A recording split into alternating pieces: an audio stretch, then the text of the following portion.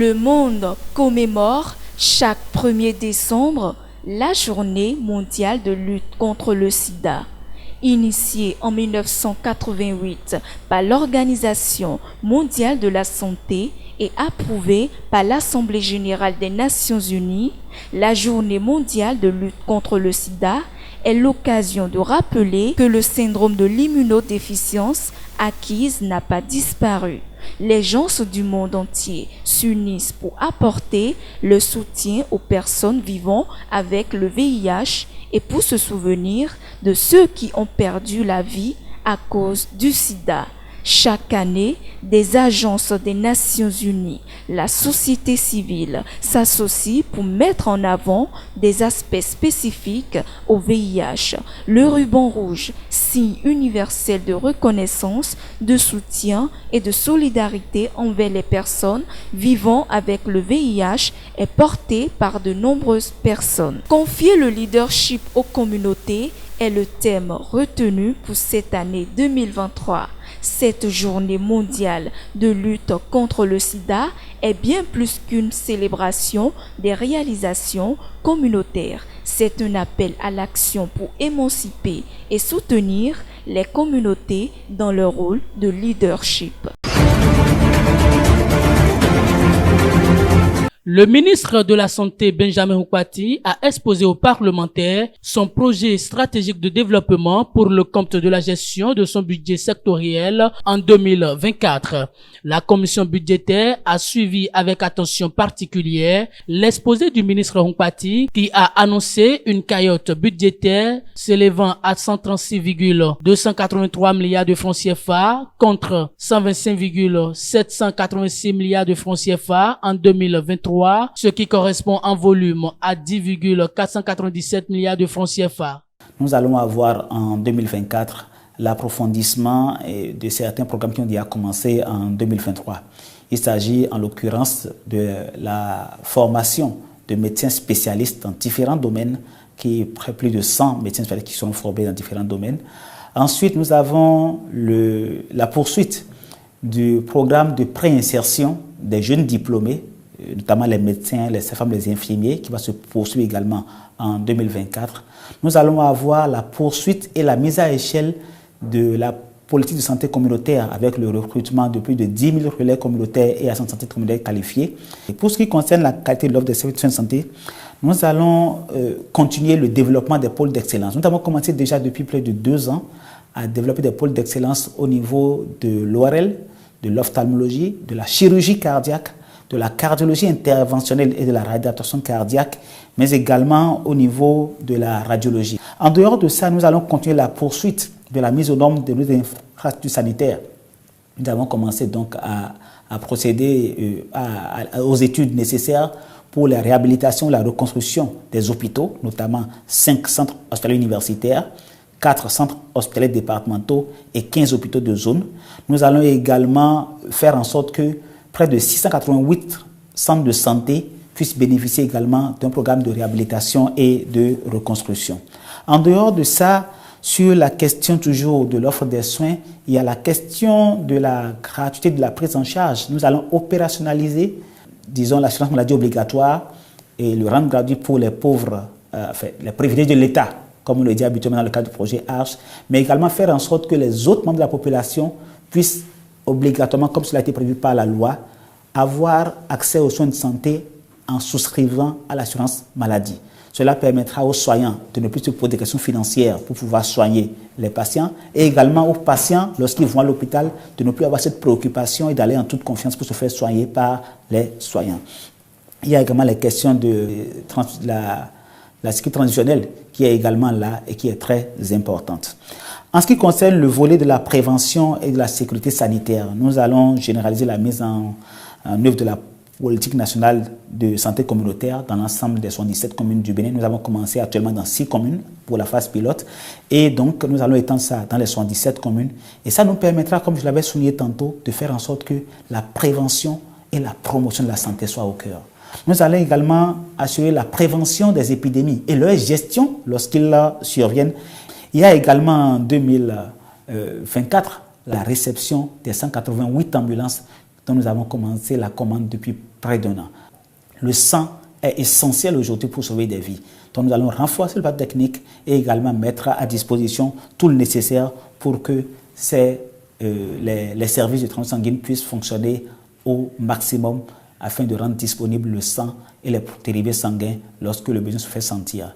Autant de chantiers qui ont commencé depuis un bout de temps, qui ont commencé déjà en 2023 ou 2022, que nous allons parachever en 2024 avec le budget qui sera voté pour le secteur de la santé à l'Assemblée nationale.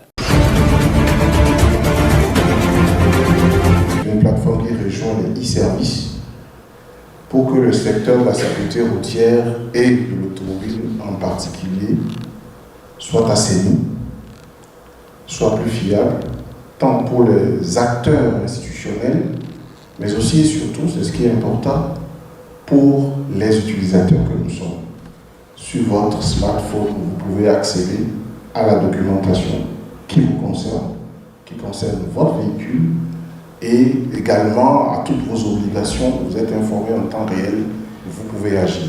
Et donc, c'est plus d'efficacité, plus de facilité et moins de pénibilité pour le travail qui va se faire sur le terrain. Et c'est pour ça que je suis heureux et fier de participer à cette aventure. Et sur ces mots, je déclare officiellement lancer la plateforme Sécurroute.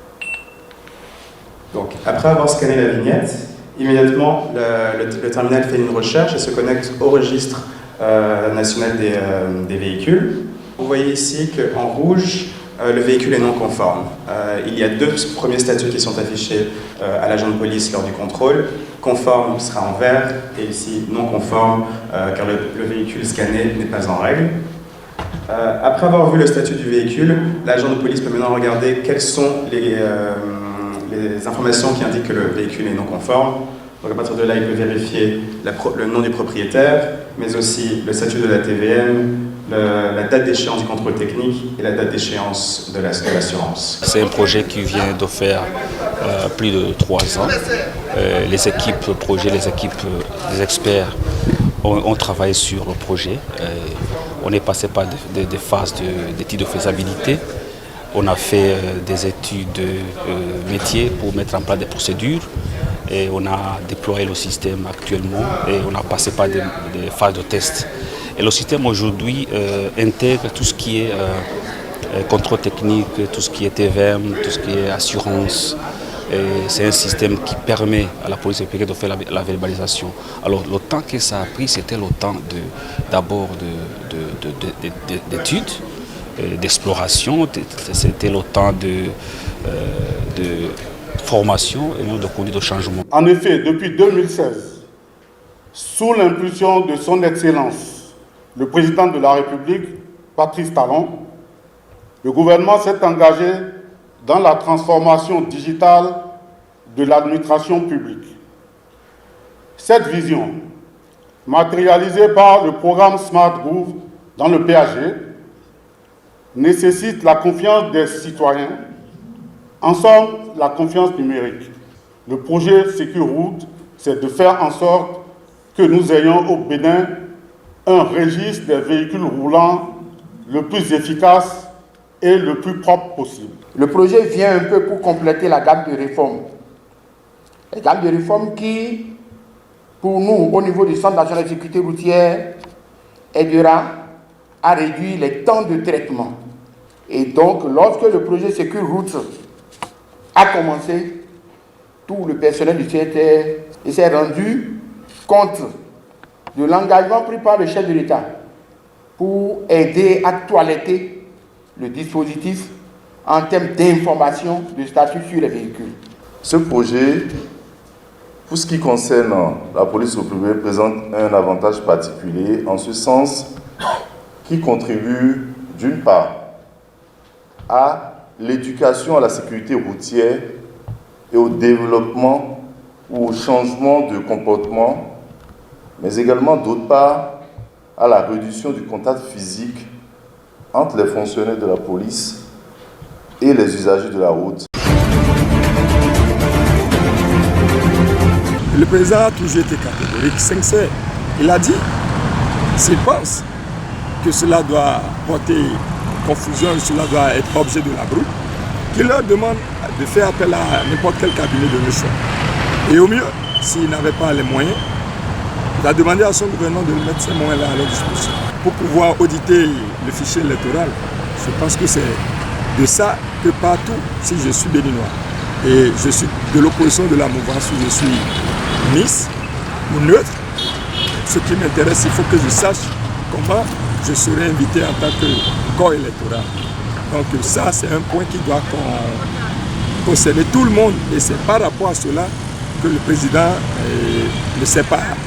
Garde, il a été direct. Il dit qu'il est flexible, il n'est pas contre l'audit. Il est favorable à l'audit du fichier électoral et il est prêt à les accompagner au besoin s'il n'en avait pas les moyens. Et mieux que le choix du cabinet revienne encore au Parti des démocrates. Je pense que toute la sincérité, l'ouverture, la franchise et les garanties sont données par le président. Je pense que sur cette demande du président, du vice-président du Parti des démocrates, Éric Mbete, de faire démissionner un membre de la Cour constitutionnelle par le chef de l'État, c'est une fausse note. Je pense que c'est très grave et c'est gravissime pour la consolidation des acquis démocratiques. Je pense que ces institutions-là, on parle de quelle institution? De la Cour constitutionnelle. Le garant en matière constitutionnelle. Et il y a un processus pour accéder en tant que membre à cette juridiction, qui est la plus haute d'ailleurs en matière constitutionnelle du Bénin. Le président Éric Mbete n'aurait pas pu faire cette demande-là. C'est une fausse note. D'abord, la demande, elle n'est pas faisable. En qualité de quoi le chef de l'État va demander à un membre, soit-il même celui dont il a le privilège de faire le choix. C'est comme si l'ordre démocratique est en main, alors que nous avons élu un président à l'issue des élections, et juste à nouvel ordre, jusqu'au niveau des ordres, et les institutions de l'État, de la République fonctionnent normalement. Il ne devait pas avoir eu cette demande. Et je dis que cette demande de la part du vice-président du Parti des démocrates est une fausse note. Le président n'aurait pas fait cette demande. Et il l'aurait fait. C'est ça qui a jasé beaucoup de commentaires autour. Tout le monde a compris que vraiment s'il devait avoir de la brouille, tant qu'ils ne sont pas encore au pouvoir, ce sont des compromis auxquels ils vont quand même maintenant s'habituer ou habituer la République quand ils seront au pouvoir. Là, nous ne sommes pas d'accord parce que le bien commun, le mieux vivre et les relations de bon voisinage et la cohésion nationale, c'est de ça qu'il s'agit. On ne peut pas violer ce qui met en mal la cohésion nationale. Vous voyez la manière dont la radicalisation de l'opposition. Mais vous voulez avoir les faveurs de la mouvance, en l'occurrence, venir demander des choses au président au nom de sa mouvance, et vous avez tenté toutes ces actions de négatif. On rejette les votes, on rejette les rapports, on vendange tout, on vilipende tout ce qui fait la mouvance, rien n'est bon. Et à quel chef vous voulez qu'il soit favorable à ces demandes-là? Et ça, c'est peut-être du côté moral, éthique, mais du côté structurel et institutionnel. Il ne revient pas au président de s'impliquer en matière de loi d'amnistie. Il faudrait qu'il y ait l'honnêteté qui nous guide. Nous pouvons être de l'opposition et apprécier ce que le chef fait quand il le fait bien. Et nous savons les voies et moyens pour donner de la voix, pour faire des propositions. Il ne reviendra pas de faire des sabotages, des démarches de désinformation, d'intoxication pour embobiner ou embrouiller la population, qui aujourd'hui certes est déjà mature, qui comprend beaucoup. Je leur demanderai de réviser au parti de l'opposition leur démarche et je conforterai la mouvance à aussi, de temps à autre, par rapport à cet effet précis, de prendre langue avec le chef pour leur donner sur les propositions, pour qu'on ne soit pas dans les langues de dire nous suivons le chef et tout ce que le chef fait est bon, pour ne pas le conduire à rétropédalage. Mieux, je demanderai qu'au-delà des dialogues politiques, que des élans sur l'état de la nation sur le plan social et économique aussi soient débattus, pour qu'aujourd'hui nous n'ignorons le panier de la ménagère, sa qualité, que le président, après avoir parlé de ses grands projets de développement du PAG, qu'il aujourd'hui jette un peu de sous dans le social davantage pour que ça impacte le dernier citoyen du dernier mot de la vie. Please rise. Les dirigeants de la communauté économique des États d'Afrique de l'Ouest sont attendus à Abuja, la capitale du Nigeria, le 10 décembre, pour un sommet de l'organisation régionale. D'après un communiqué de la présidence ivoirienne publié mercredi, le dernier sommet début août était essentiellement consacré au coup d'État du 26 juillet au Niger qui a renversé Mohamed Bazoum, alors que le dialogue entre la CEDEAO et les dirigeants de la transition au Niger est au point mort. La question sera sans nul doute au menu du prochain sommet, de même que les relations entre l'organisation et le Mali, le Burkina Faso et la Guinée, 3 autres pays membres dirigés par des régimes militaires.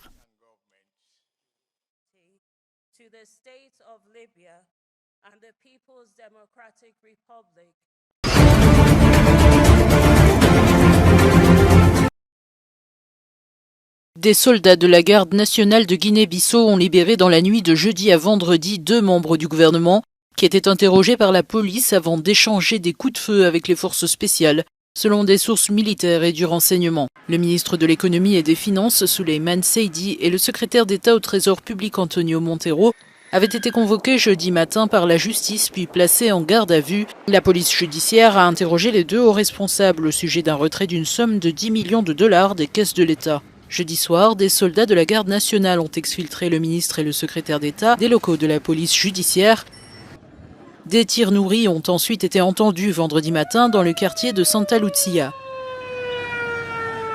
Ces événements surviennent alors que le président Umaro Sissoko Embalo, élu en décembre 2019 pour 5 ans, se trouve à Dubaï pour assister à la 28e conférence des Nations Unies sur le climat.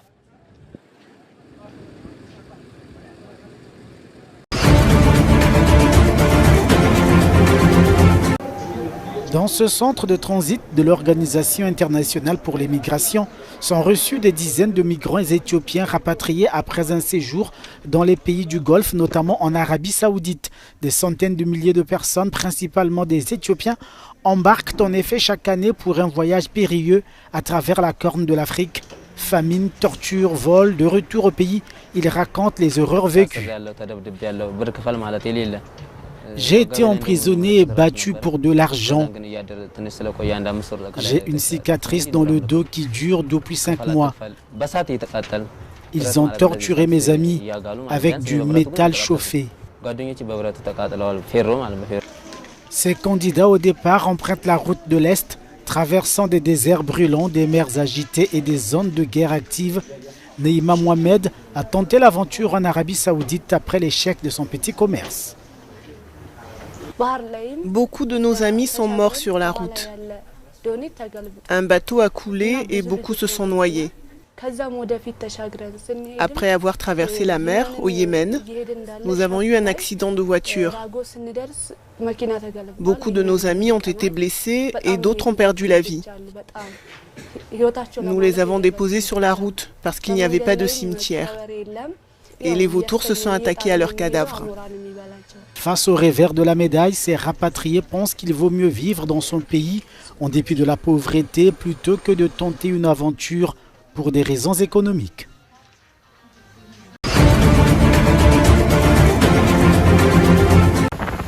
Face à la résurgence des actes de piraterie dans le golfe d'Aden, la police maritime somalienne est sur le qui-vive.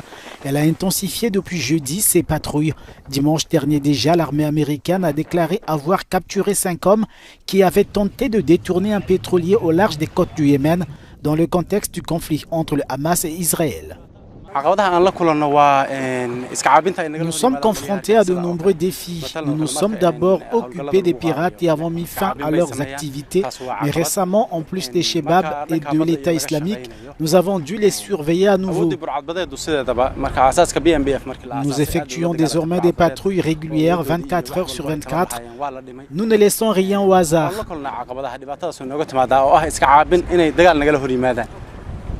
Pour veiller au grain dans la corne de l'Afrique, la police maritime somalienne a besoin d'aide. Mais la communauté internationale demeure silencieuse.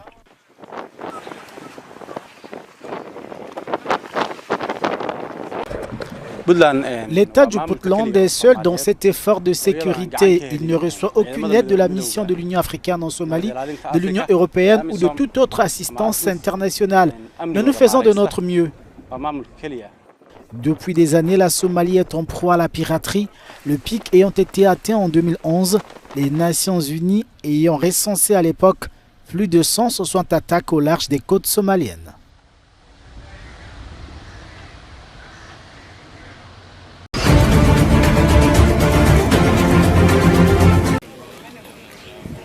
Résolus malgré la guerre, des jeunes Malawites attendent une opportunité de travail en Israël. Des centaines d'entre eux font la queue pour rejoindre ce pays du Moyen-Orient, animé par l'espoir d'une vie meilleure. Mercredi, un avion a décollé pour Tel Aviv, un autre était déjà parti la semaine dernière, transportant plus de 200 jeunes. Tout le monde rêve d'acquérir des biens. Et vous savez, au Malawi, la plupart des jeunes luttent constamment pour gagner de l'argent. Et cela même après avoir terminé leurs études supérieures. Donc si moi je parviens à aller en Israël, je pourrais finalement gagner beaucoup d'expérience. Et je pourrais ouvrir ma ferme dans mon pays. Le Malawi mène un programme d'exportation de main-d'œuvre ciblant les jeunes pour leur permettre de gagner des devises étrangères vitales pour le pays. Selon les autorités, jusqu'à 5000 jeunes pourraient être envoyés en Israël. Un certain nombre de jeunes quittent le Malawi pour Israël, où ils seront engagés dans un certain nombre d'activités agricoles. Cela fait partie du projet d'exportation de main-d'œuvre mené par le secteur privé avec le gouvernement du Malawi, qui intervient notamment en tant que régulateur. Lorsqu'ils vont en Israël, ces jeunes sont payés. Ils n'y vont pas simplement pour faire un stage ou travailler, ils sont rémunérés. Au Malawi, ce programme est vivement critiqué par l'opposition. Les organisations de défense des droits de l'homme ont par ailleurs exigé plus de transparence sur les conditions du dispositif.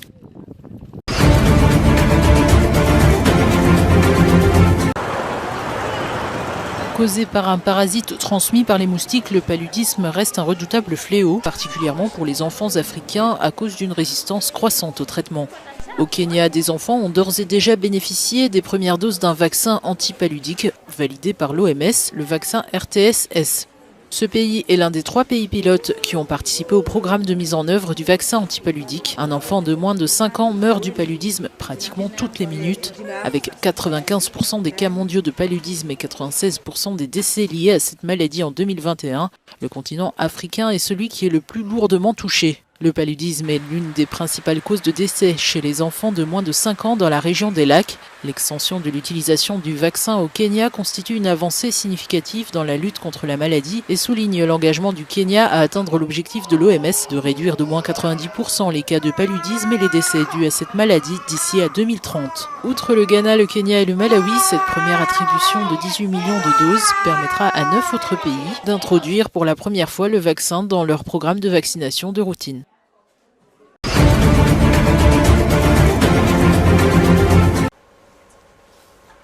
Bailo, 48 ans, finira ses jours en prison. Ce Gambien est un ancien membre d'un escadron de la mort qui, entre 2003 et 2006, assassinait les opposants à l'ex-président Yahya Jammeh. Il a été reconnu coupable de crimes contre l'humanité par un tribunal allemand. Réfugié dans le pays depuis 2012, il avait été arrêté en 2021. Pour le fils d'une de ses victimes, le verdict est une libération. C'est un jour important, pas pour moi, mais pour beaucoup de familles en Gambie. Parce qu'un jugement a été prononcé plus tôt et nous nous réjouissons qu'il s'agisse d'un verdict dans lequel l'accusé a été reconnu coupable. Nous l'avons attendu pendant de longs mois, en espérant que cela se produise aujourd'hui. L'accusé a également été reconnu coupable du meurtre d'un ancien soldat gambien dont le fils était présent lors du verdict.